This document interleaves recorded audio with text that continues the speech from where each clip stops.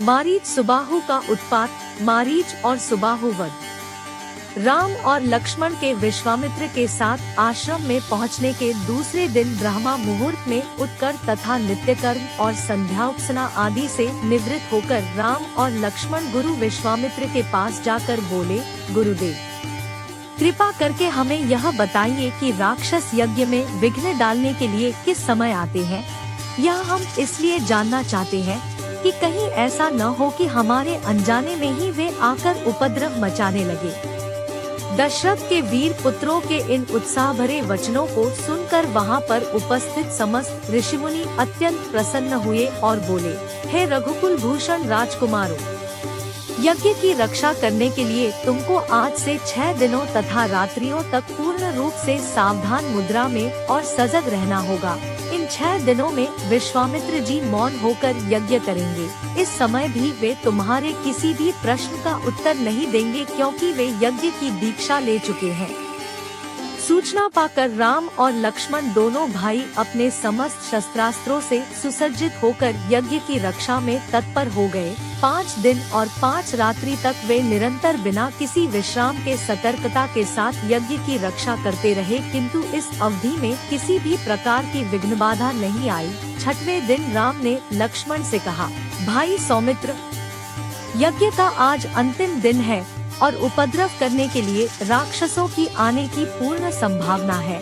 आज हमें विशेष रूप से सावधान रहने की आवश्यकता है। तनिक भी असावधानी से मुनिराज का यज्ञ और हमारा परिश्रम निष्फल और निरर्थक हो सकते हैं। राम ने लक्ष्मण को अभी सचेष्ट किया ही था कि यज्ञ सामग्री, चमस, समिधा आदि अपने आप भभक उठे। आकाश से ऐसी ध्वनि आने लगी जैसे मेघ गरज रहे हों और सैकड़ों बिजलियां तड़क रही हों। इसके पश्चात ताड़का पुत्र मारीच और सुबाहु की राक्षसी सेना रक्त, मांस, मज्जा, अस्थियों आदि की वर्षा करने लगी। रक्त गिरते देखकर राम ने उपद्रवकारियों पर एक खोजपूर्ण दृष्टि डाली।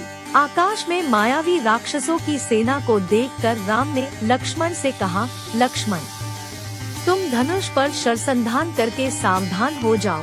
मैं मानवास्त्र चलाकर इन महापापियों की सेना का अभी नाश किए देता हूँ। यह कहकर राम ने असाधारण फुर्ती और कौशल का प्रदर्शन करते हुए उन पर मानवास्त्र छोड़ा। मानवास्त्र आंधी के वेग से जाकर मारीच की छाती में लगा और वह उसके वेग के कारण उड़कर 100 योजन अर्थात 400 कोस दूर समुद्र में जा गिरा।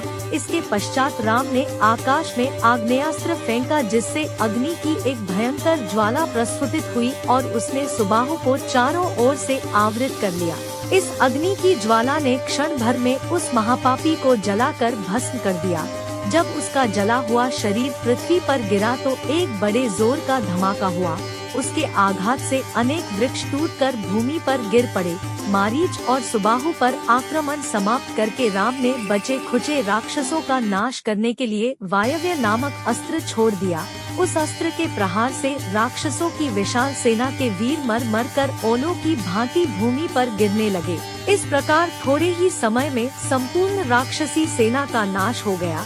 चारों ओर राम की जय जयकार होने लगी तथा पुष्पों की वर्षा होने लगी। निर्विघ्न यज्ञ समाप्त करके मुनि विश्वामित्र यज्ञ वेदी से उठे और राम को हृदय से लगाकर बोले, हे रघुकुल कमल, तुम्हारे भुजबल के प्रताप और युद्ध कौशल से आज मेरा यज्ञ सफल हुआ। उपद्रवी राक्षसों का विनाश करके तुमने वास्तव में आज सिद्धाश्रम को कृतार्थ कर दिया। जय श्री राम।